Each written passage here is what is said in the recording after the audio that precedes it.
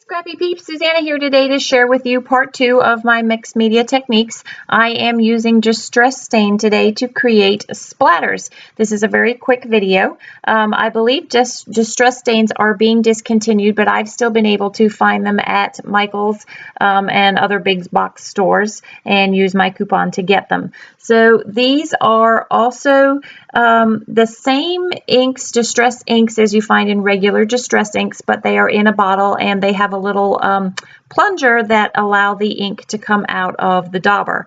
So the first thing you need to do is, just as I did over there, is prime the distress stain so that that plunger is open and not stuck, and make sure that the dauber is nice and juiced up.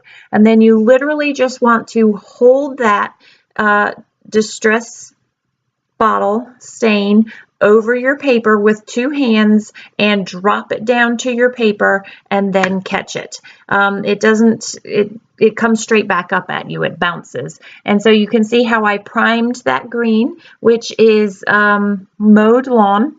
And I'm literally just dropping it down and catching it. And if I find like that just there wasn't a big splatter, I just dabbed the dauber over on a piece of scrap paper to juice it up and make sure that lots of nice ink was collected in the dauber. I didn't have enough orange versus all the green, so I just sort of squoze a little bit to again prime that, and you can see that nice big juicy splatter that I got there. And it is a fun way to just add media to your scrapbook layout or card and get a nice organic look.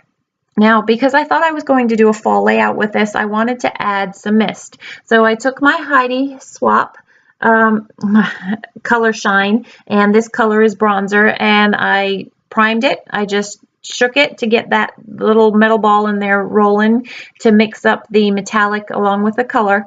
And I'm getting some paper towel because sometimes I want to dab up the color that I'm flicking. And literally I'm just going to tap on the end here, and that gives me a nice organic brown splatter that makes this look like fall.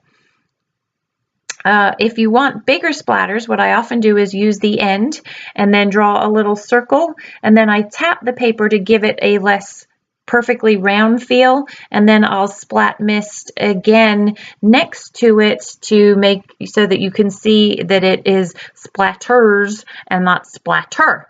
So there's that little flick to make it look like a cohesive whole. And I like the way that I can get some bigger splatters here without having to make a big mess.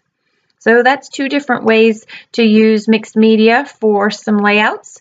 You can use Distress Stain for those giant splatters that are there that I think would be fun for Halloween or fall. And then another way to use mist to just add to that look with some slightly smaller splatters. Thanks for joining us today, and don't forget to go over to Spiegel Mom Scraps to see how I use this background in a layout, and you can click right here. Thanks for stopping in today. Take care.